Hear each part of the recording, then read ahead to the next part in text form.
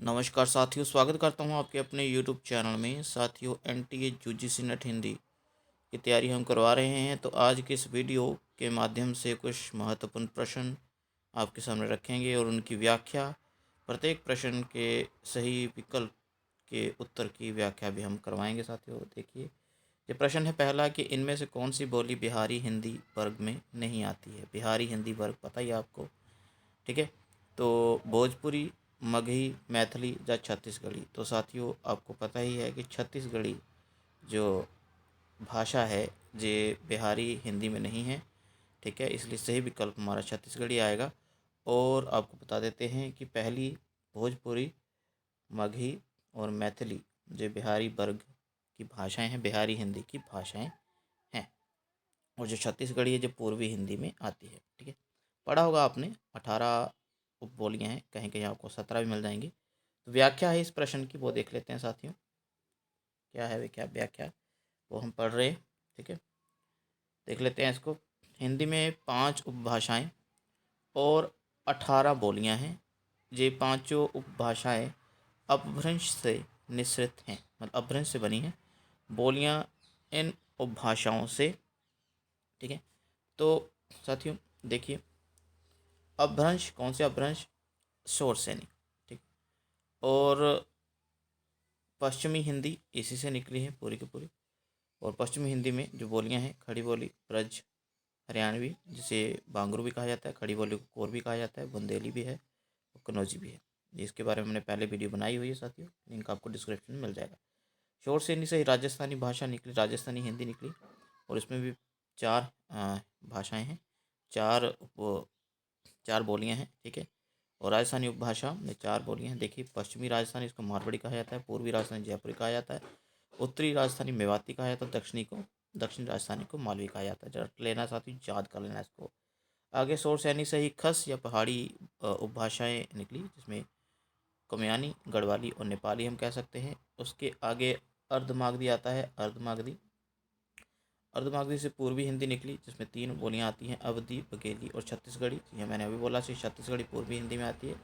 आगे है मागधी, मागधी में भी 3 भाषा बोलियां आती हैं, जिसमें मागधी जो है बिहारी हिंदी, ठीक है, भोजपुरी, मगही और मैथिली, ठीक है। और मैथिली को अभी अष्टम अनुसूची में भारतीय संविधान में दर्जा मिल गया है। अगला प्रश्न देखते हैं साथियों। दूसरा प्रश्न है, संस्कृत का कोई भी शब्द मनचाहे ढंग से तोड़ मरोड़ कर तद्भव नहीं बनाया जा सकता। तद्भव नहीं बनाया जा सकता। अभी तद्भव क्या है, जो शब्द संस्कृत से विकृत होकर हिंदी में प्रयुक्त होने लगे, जो बोले कि संस्कृत का अगला स्वरूप, ठीक है। तो संस्कृत का कोई भी शब्द मनचाहे ढंग से तोड़ मरोड़ कर तद्भव नहीं बनाया जा सकता। किसका विचार है, सुनीति कुमार चटर्जी का, जॉर्ज ग्रियर्सन का, नामवर सिंह का, या फिर रामविलास शर्मा। जी हाँ साथियों, रामविलास शर्मा जी का विचार है। अभी डिटेल पढ़ लेते हैं। उन्होंने ये कहा था कि संस्कृत का कोई भी शब्द मन चाहे ढंग से तोड़ मरोड़ कर तद्भव नहीं बनाया जा सकता है। और सुनीति कुमार चटर्जी के अनुसार काल्पनिक सिद्धांतानुसार संस्कृत और वैदिक में देशी और विदेशी का शब्द ये था ही नहीं, ठीक है। क्या कह रहे हैं सुनीति कुमार चटर्जी, अपना विचार भी ले लेते हैं उनका, कि काल्पनिक सिद्धांतानुसार संस्कृत तथा वैदिक में देशी और विदेशी का शब्द था ही नहीं। ओके, तो याद कर लेना है, पूछा जा सकता है। अगला प्रश्न है साथियों, सिद्धों और जोगियों की रचनाओं का जीवन की स्वाभाविक अनुभूतियों और दशाओं से कोई संबंध नहीं, अतः वे शुद्ध साहित्य के अंतर्गत नहीं आती। सिद्धों और जोगियों के रचनाओं का जीवन की स्वाभाविक अनुभूतियों दशाओं से कोई संबंध नहीं, अतः वे शुद्ध साहित्य के अंतर्गत नहीं आती है। यह विचार किसका है, बहुत इंपॉर्टेंट प्रश्न है। पहला विकल्प है मुनिजन विजय, दूसरा है रामचंद्र, तीसरा है हजारी प्रसाद द्विवेदी और चौथा है धीरेन्द्र वर्मा, ठीक है।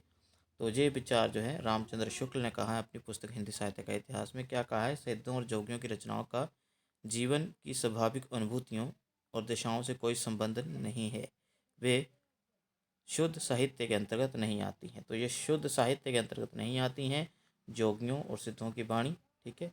तो ये किसने कहा है, रामचंद्र शुक्ल ने। अभी साथियों डिटेल पढ़ लेते हैं इस प्रश्न की, ठीक है। रामचंद्र शुक्ल अपनी पुस्तक हिंदी साहित्य का इतिहास में कहते हैं कि सिद्धों और जोगियों की रचनाएं तांत्रिक, क्या लिखते हैं वो, डिटेल से पढ़ना है साथियों। क्या लिखते हैं, सिद्धों और जोगियों की रचनाएं तांत्रिक विधान, योग साधना, आत्म निग्रह, श्वास निरोध, वितरी चक्रों और नाड़ियों की स्थिति, अंतमुख साधना के महत्व इत्यादि की सांप्रदायिक शिक्षा मात्र है। जीवन की स्वाभाविक अनुभूतियों और दशाओं से उनका कोई संबंध नहीं है। वे शुद्ध साहित्य के अंतर्गत नहीं आती। उनको उसी रूप में ग्रहण करना चाहिए जिस रूप में ज्योतिष, आयुर्वेद आदि ग्रंथ हैं। तो ये प्रश्न याद कर लेना। आगे हजारी प्रसाद द्विवेदी का भी एक विचार ले लेते हैं इसी प्रश्न के रिगार्डिंग।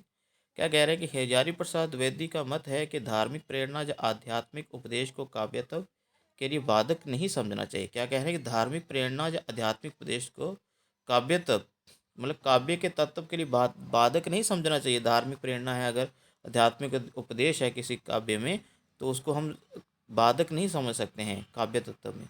धार्मिक होने से कोई रचना साहित्य की कोटि से अलग नहीं की जा सकती। यदि ऐसा मानकर चला जाए तो तुलसी का मानस और जायसी का पद्मावत भी साहित्य की सीमा में प्रविष्ट नहीं हो सकेंगे। ठीक है। अभी देखो साथियों, एक बात मैं आपको बता देता हूँ। हजारी प्रसाद द्विवेदी रामचंद्र शुक्ल के विचारों से बहुत ज़्यादा उल्टे चलते हैं, विपरीत दिशा में चलते हैं। अगर हम जहाँ पर हजारी प्रसाद द्विवेदी का वो मत पढ़ें जिसमें उन्होंने कहा कि क्या कहा उन्होंने कि सिद्धों और योगियों की रचनाएं तांत्रिक विधान, योग साधना, आत्म निग्रह निग्रह श्वास निरोध, वितरी चक्रों, है ना, ये सब जो हैं विचार जो है सिद्धों और योगियों से नाथ संप्रदाय से संबंधित हैं। ठीक है। उन्होंने कहा कि शुद्ध साहित्य के अंतर्गत नहीं आती ये वाली चीज़ें।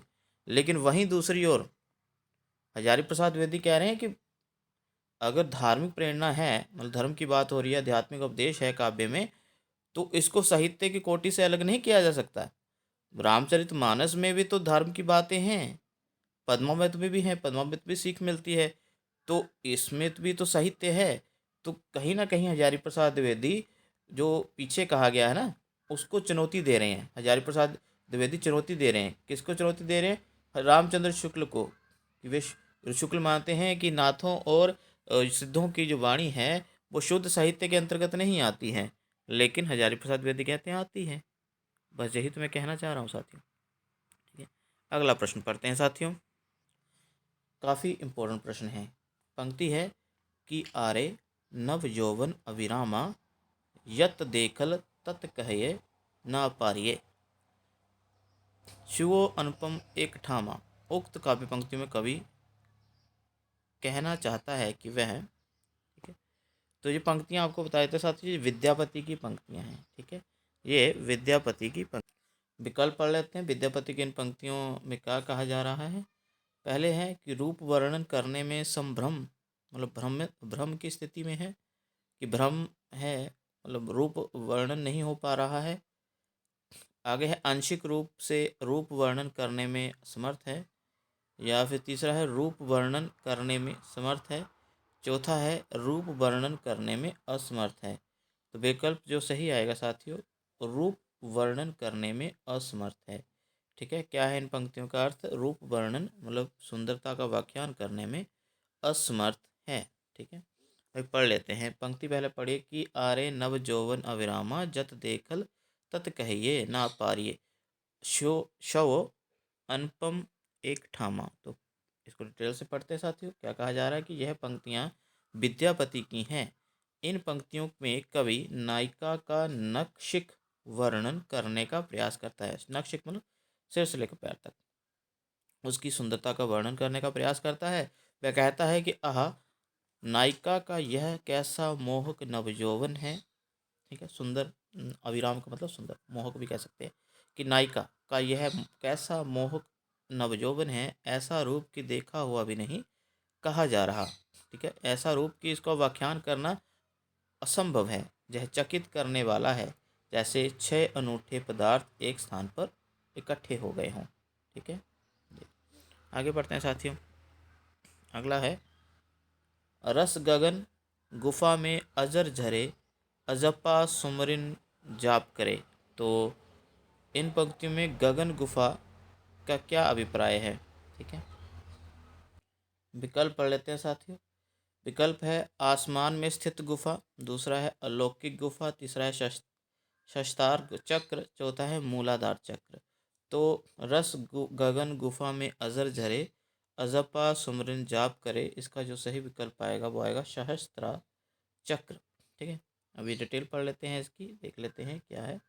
इसमें लिखा गया है कि दी गई पंक्ति में गगन गुफा का आशय सहस्त्रार चक्र से है। कुल 8 चक्र होते हैं। ठीक है, मूलाधार, स्वाधिष्ठान, मणिपुर, अनाहत, विशुद्धि, आज्ञा, बिंदु और सहस्त्रार। सहस्त्रार इनमें सबसे श्रेष्ठ माना गया है। ओके, यह सिर के शिखर पर स्थित है।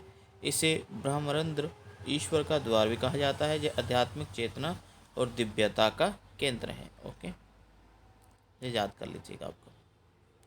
इस वीडियो में साथियों इतने ही 5 प्रश्न आपके साथ साझा किए। ठीक है, व्याख्या के साथ आगे बहुत सारे प्रश्न और लाएंगे। बने रहें हमारे चैनल के साथ। धन्यवाद।